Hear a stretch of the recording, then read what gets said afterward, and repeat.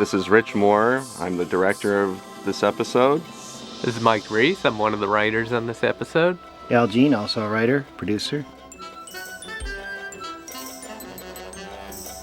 I can't even read that. I did not see Elvis. Oh, that's a good one. Yeah. Yeah, back then there were a lot of Elvis sightings. And that's before Burns and Smithers were in the control room in that Homer shot. Do you have any guess? It's always a standard Simpsons trivia what the number is on the scanner, on the price scanner in the supermarket. I think it was just Greeking. Oh, really? No, somebody told me there's an amount, like $836. Whatever. The joke is that it's not very much for a human being. What I heard too was that Jim Brooks, again, took a lot of attention to what the figure would be and felt, we've hit the perfect number. It was probably today it's much higher, of course. I think it's the residual check we get for the episode when it airs. Well, you guys. Huh. I didn't know that. So directors do not get residuals on this? This part's funny. This is episode 7G07, The Telltale Head, and of interest in this episode is the fact that it's told in a flashback structure. We start towards the end of the story, and then recap what happened to lead up to it. And the reason that's so is because basically at every table reading or animatic screen we had this episode, it always started really funny with big laughs and petered out. So we sort of said, why don't we just put the end at the beginning and then it'll kind of even out the laughs. At what point did that happen? I feel like it happened at the color screening. Okay, because I remember watching the episode at home, having being one of the writers on the script and saying, what happened here? No, it happened at the color screening. I was as surprised as any viewer to see this whole thing happen. And this is one of the only shows, I think, that had the actual title before the credits.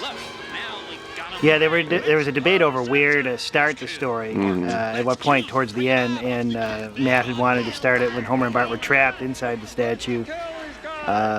We wound up going with it when the crowd was chasing them. It seemed like an exciting opening. This was the first thing I ever directed, and it shows. This was the first appearance, I believe, of Jebediah Springfield, the joke being that Springfield is not usually a last name.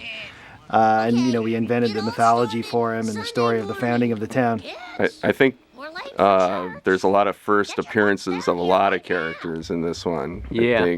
I think Lovejoy, this is the first time he appeared. Jimbo Dolphin Kearney, I think it's there first. Those guys, and I believe Diamond Joe Quimby. I believe Apu, too. I think this is the first one with Apu. 23 minutes and 5 seconds is about the length of an episode. Sort of an inside joke there. And is all of this built animation? Was this all as opposed to recommissioned new footage? I think we did some new stuff for the wraparound. Yeah, this is where the episode originally started. Let's go, Homer. But you don't understand, Marge. I have $50 riding on this. I believe this was the first time we actually saw the family go to church. And it was pretty unusual for a primetime TV show to show a lengthy sequence in church. And especially an animated one. Yep. Yeah, you didn't see Fred Flintstone over the First Episcopalian. And these scenes were laid out by Brett Holland. I'm just trying to get a little goodness. One hidden fact about the Simpsons staff is it has a lot of football fans, and it sort of worked its way into many episodes, like this one, Lisa the Greek, to name two. A lot of the times that we have sounds coming from Homer, like we just saw with his mouth open, they're actually done after the color comes back, when Dan Castellaneta can see the picture and record his voice to it. Rich, I don't know if it's too late to fix, but Homer looks terrible. I know, and you can't see Maggie. He's got this sort of a figure 8 shaped head. Yeah, that's better, thanks. You're welcome. Homer? No. The Simpsons car has a dent that kind of comes and goes. The idea being it's a really bad old car. Maybe. It's because of your irreverent attitude that Bart thinks he can sneak headphones into Sunday. I just saw this idea in a commercial where they had a minister listening to headphones. While he was trying I saw that too, and it reminded me exactly of this episode. I'm I'm sorry, but And I think she reappeared in another episode about the Ten Commandments. I think it's Homer versus Lisa in the Eighth Commandment. Mm-hmm. Does she have a name? What was her name? Mrs. No, she didn't. Will it be waiting for you in heaven? For the last time, Bart, yes. I always like the stained glass in this. Mm-hmm. Yeah, and the church design, the interior changed some in the second season. So yeah, I think this is Lovejoy's original. I think this is when he first appeared. They're in their own house, worshiping a false And that's a camera move that we do a lot with pushing in and pegging out a foreground object. Trying to create the illusion of depth. Looks great. This Harry Shearer Did you voice, buy it? Really good. the football announcer, is a voice loosely based on Keith Jackson, the ABC announcer. I remember when we animated this, we wanted Lovejoy's mouth movements to be different from what was coming over the radio, but they animated it right to the announcer, but everyone seemed to think it was pretty funny that it was syncing up exactly. Yeah, I was about to comment what a great joke that is. It's more often than you'd want to admit. There's a lot of accidents turn into very funny things.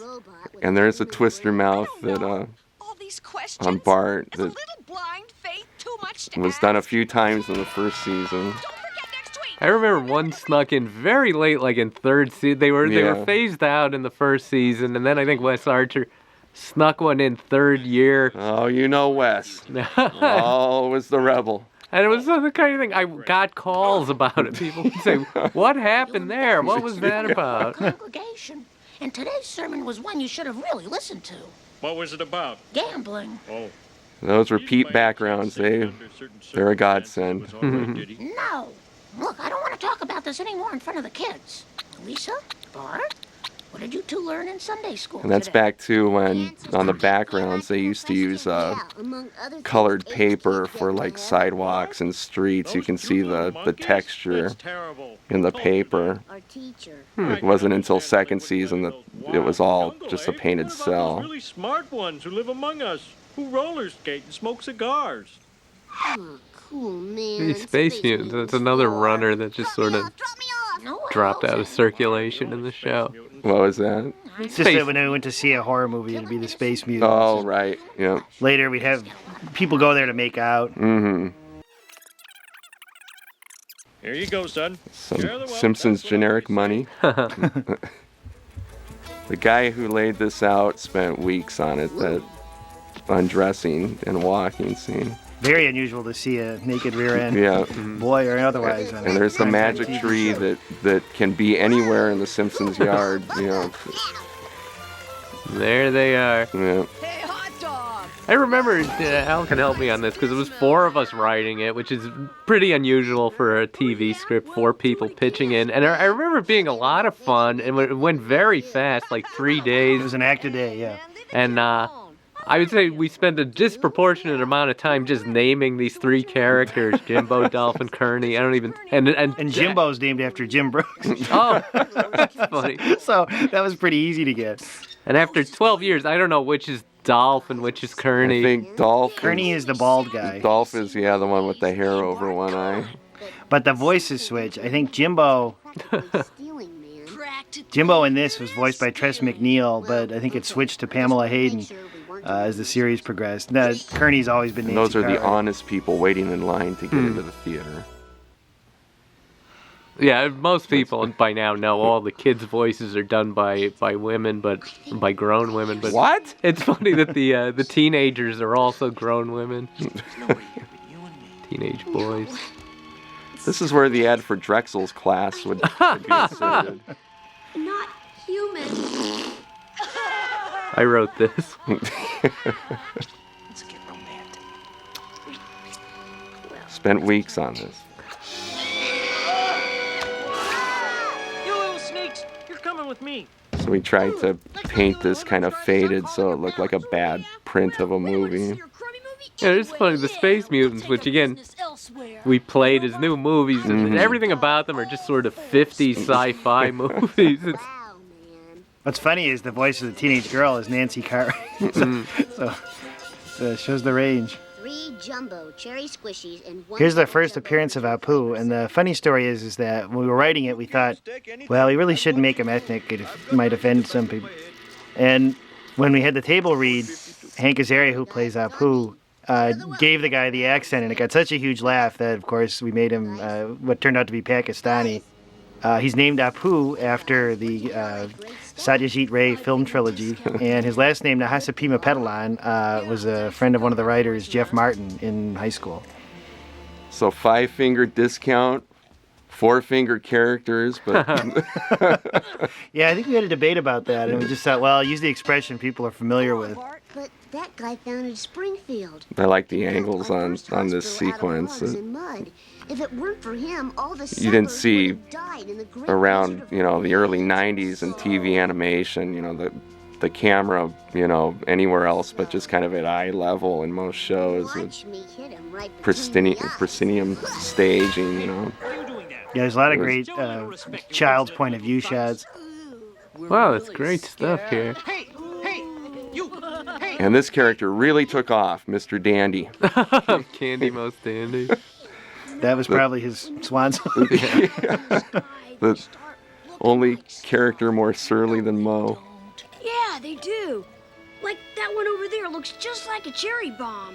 This I tried to stage as tranquil and pastoral as possible. It's kind of based a little bit on the Yeah.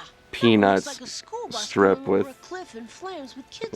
Charlie Brown and Linus and Lucy looking at clouds. Statue of our town founder, Jebediah Springfield. Or some of those characters, whoever was looking at clouds.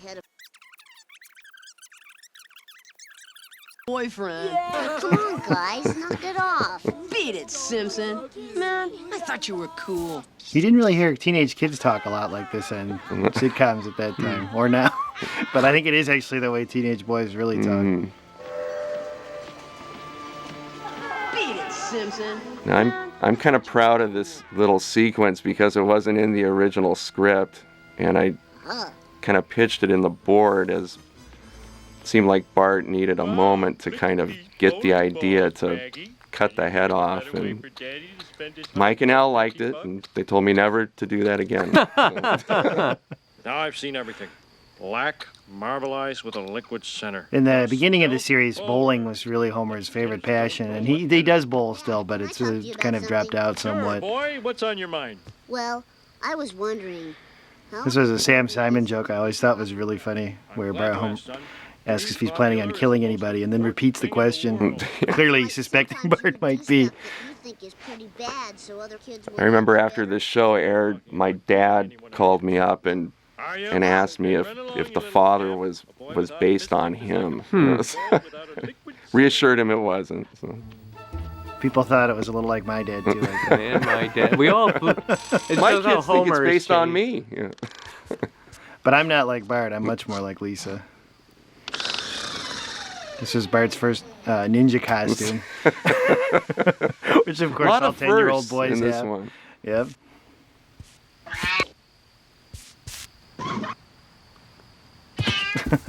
Good sound effects. No, the sound in this one is terrific. I think they did a great job. The score too, Richard Gibbs. That was a pretty complicated scene to lay out. I think in reality, a boy hacksawing through a bronze statue would take more than a couple minutes. I could listen to that for hours. What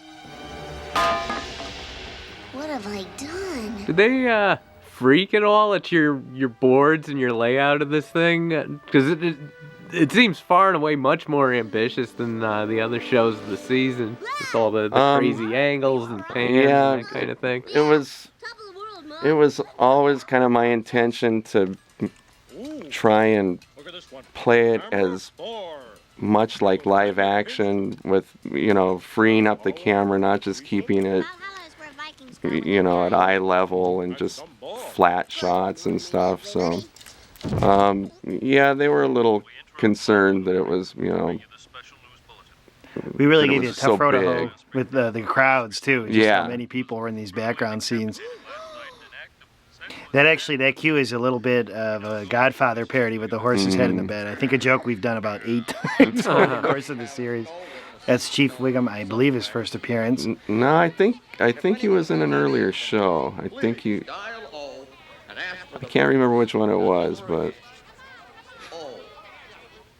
His design voice changed is a certainly lot. different. Yeah, the He's design. become much more Edward G. Robinson. He's aged a little, but the pig nose, the very subtle pig nose on the cop has always been there. I think in Moaning Lisa, didn't he show the picture of El Barto, the graffiti artist? That would be Homer's Odyssey. Or Homer's Odyssey, that's right. Well, like all our characters, Wiggum has had IQ drift downward over the I course love of the that series. pose of Homer. Brave, just like Jebediah when he killed that bear. It's so awful.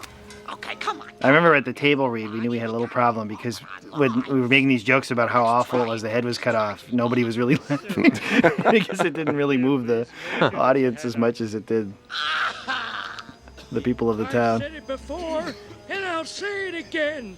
Hell in a handbasket. I believe it said Springfield Retirement Home, right? Which later became Castle. In Right. the second season. After he invested the money in it. Yeah. Hi guys, what's up? Yeah, that was just cloud People talk. love that line. People repeat that to me all the time. But I would never cut the head off of a guy who iced a bear with his bare hands. So what's in the bag, Bart? This is where it gets weird.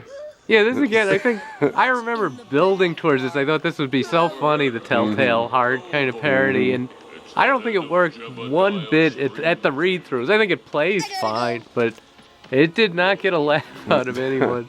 Partly it's helped here by the audio effect. It makes it more ghostly. I think it just didn't quite work when you just heard the voice. You're not really talking to me. You're just my overactive imagination. Shut up. I wanted them to like me.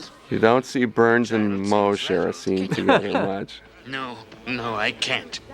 There, Mr. Burns. I believe this was the first episode where Smithers' affection for Burns Yeah, came up. especially at the end. Yeah. Bart, where you going? It was something, I don't know at what point, but around the middle of the season, Sam Simon, I think, just said, we should make Smithers gay. And he said, don't make a big deal out of it. It was all just something to keep in the back of our heads, and it was very subtle, but people picked up And on this- it so fast. And I That's remember, Sideshow Bob's first appearance, of course, looking nothing like he did. Also, he didn't Later say on. anything. The idea was he always played a slide whistle, and the joke Right. is that when you saw him talk, it finally was Kelsey Grammer with this really erudite voice. We tried at the last second to get the new design animated for this show, but they didn't have time overseas to do it. Smitty's made a mistake. Yeah, well, I'm running a little short on courage right now. Anyway, think about And I remember the scene kind of continued, that Lisa actually came out during Bart's kind of moment of indecision, and she kind of helped push him towards telling Marge and Homer about the head. That's B-A-R-E, hands. Now we would probably put that dramatization in post. We'd see Yeah. with a video effect. But whether a bear Mom, killed... Dad. I knew it all along! I always like that shot with just the hands running through in the foreground. So I think it's turns in the character like that, on Homer's face, that people really related to the characters well, as opposed to animation from around this time that was just pretty flat and not much acting to it. I was just thinking today that Homer would not recognize his own words when they were thrown back. Right. We wouldn't be able to do that turn. Pretty decent if you give them half. Look, there it is. The head. I think this is the first time we did a mob that was made up of our supporting characters. Usually the mobs were just kind of generic people, but I think it's the first time we had enough supporting characters Yeah. to constitute a mob. But it's there were amazing more that we riots did and fires in this by town then. than any city but LA. Tear apart this young Sunday school student as he stands on the The whole flashback technique, and what's funny, again, I'm not sure who proposed it, but if you watch old Dick Van Dyke episodes, for no reason, I would say 70% of them are told in flashback. They're just like this, where they're told like an hour after the action takes place and then done as a flashback. I think it was just an older technique in TV, and I don't know what it ever adds to things. Good going, son. But remember, And that was added at the last minute, them passing through the crowd. And from that angle, it was hard to make them look as if they were standing on the ground. No, it looks a little like a green screen. There's a large amount of fiddling that went on in the first season, you know, cutting up bits of animation to make new scenes, and even the shows would be edited and changed between the first run and the rerun. And on the very early internet, people would post, hey, I saw 4 differences here. I think there was actually a different line at the end when they walked by. Or there was a version where they didn't walk by when it originally aired. I think it didn't when they originally aired. I think it's possible. Yeah. We used to do by just reusing animation and looping the lines differently. We now just get new animation for it now that the budget for the show I do is miss the raised. line that used to be there when Bart jumped into Homer's arms and Homer said, "Good going, son. I can't wait to get home and start punishing you."